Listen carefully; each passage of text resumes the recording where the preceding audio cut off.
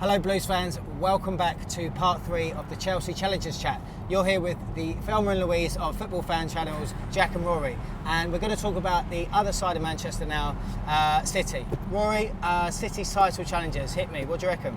Well, they finished second in the league last year. Yeah. They won it the year before. They're a really good outfit.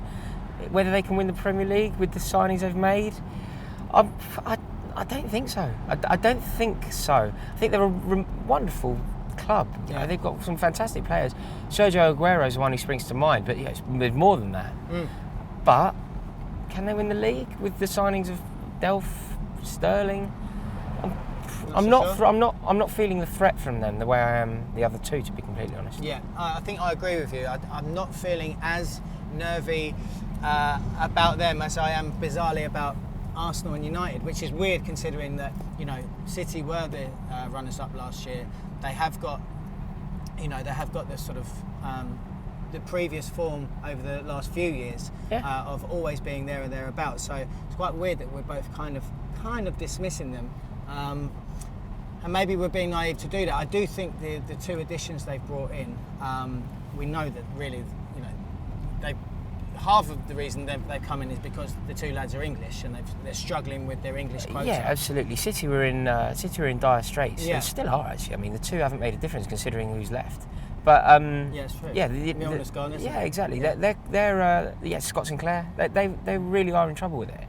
But Sterling's a slightly different one, because I think with Sterling you're buying potential, and I've seen enough in Raheem Sterling that he could go on to be great. I'm not necessarily saying that I think he will. Well, that being the operative word, isn't it? Could. Yeah. He's had one blinding season that, you know. Yeah, one blinding season, one average season, and then here we go. But he's also been to a World Cup. It's important to remember how young he is. And yeah, when I was really keen on him signing for Chelsea, and that was a long way before we realised quite how expensive he was going to be. Yeah. But the reason that I thought it would be a good signing would be because potentially, if he develops into another Gareth Bale, another Eden Hazard, the price tag is a bargain. But it's just for every Eden Hazard and for every Gareth Bale, there's 10, 20 Aaron Lennons. Yeah. So it's just what's he going to do? And he seems to have a real attitude problem. Well, this is it. I think that what's going to be interesting with City, and Sterling in particular, actually, is how he adjusts to life at a new club. And life with kind of a new reputation now for himself. You know, couple of years, his reputation's he built his reputation up as, you know, a fantastic new talent that everyone was excited in seeing on the pitch.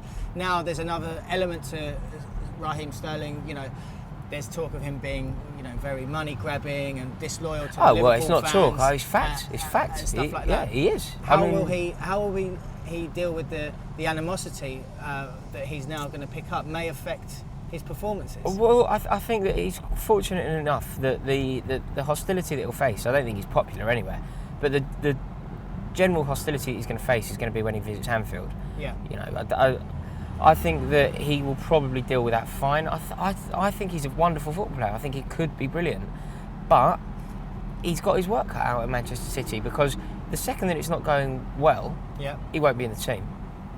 And if he's not in the team, that's when his attitude is going to be tested. And from everything I know about him, you know, he's from North West London. I've kind of been aware of this kid for years. Yeah. He played for QPR when, you know, a lot of my friends are Rangers fans. They were talking about this kid years ago. But everybody who's sort of dealt with him, particularly on a professional basis, has got a real gripe with his attitude. And the second that he falls out at City, I don't really know what the next case will be. I don't know where it'll go. This is it. I mean, if he does, I mean, you know, not that we want to see anyone's career go down the Swanee, but if he does end up falling out with the hierarchy at City, you know, he's going to have to start asking himself, well, you know, what other doors will be open. Absolutely. Well, do you know what? The pressure is really on him, because he is the main marquee signing for Manchester City, at least thus far.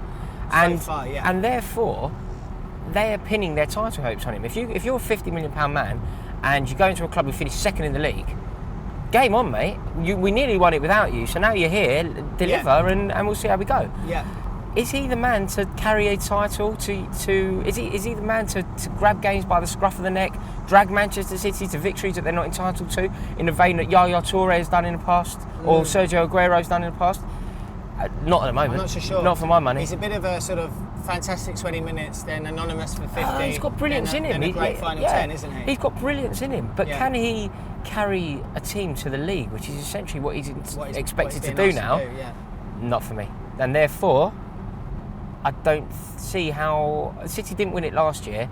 I'm not convinced they're that much stronger by comparison to everyone else. Yeah.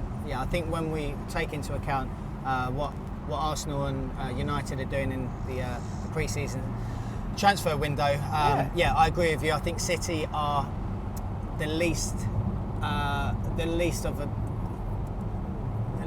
the three we should be worried about. I'd agree. Is that a sentence? Of course it is. It's a perfect. Mate, it's your segment. You say everything you want. Yeah. Well, look, what do we know? Maybe you guys should be giving us your opinions. I mean, are City genuine title challengers next year? That's what me and Rory want to know. And also, while we're at it, should we be talking about the likes of Tottenham? Should we be mentioning Liverpool? Should we even have a word about Southampton?